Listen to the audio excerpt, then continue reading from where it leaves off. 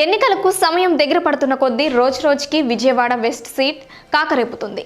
జనసేన నియోజకవర్గ incharge Pothina మహేష్కే ticket ఇవ్వాలంటూ party నేతలు కార్యకర్తలు ఆందోళన బాటపట్టారు. ఈ వివాదం కాస్త రోజురోజుకి ముదురుతోంది.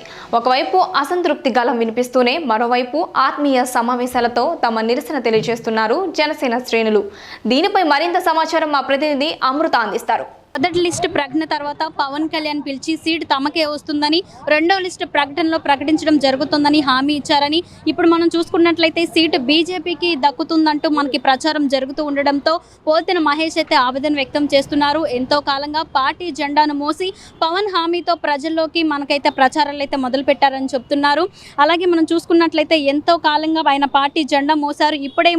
ఇప్పటి వరకు ఆయన పార్టీ నుంచి ఎలాంటి స్పందన రాకపోవడంతో ఆయన నిరసనలు వ్యక్తం అయితే చేస్తున్నారు. అలాగే రోజుకో రకంగా యువత వీర మహిళలు కూడా ఆందోళన చేయడం కూడా జరుగుతుందన్నమాట. ఇక మనం తాజాగా చూసుకున్నట్లయితే దుర్గగుడిలో 108 టెంకాయలు కొట్టి మనకైతే ఆయనైతే మొక్కులు చెల్లించుకోవడం అయితే జరిగిందనమాట. అలాగే మనం చూసుకున్నట్లయితే మరోపక్క బీజేపీ జనసేన పార్టీ నేతలైతే ఆత్మీయ సమావేశాలు పోటాపోటీగా పెట్టడం కూడా జరుగుతుంది.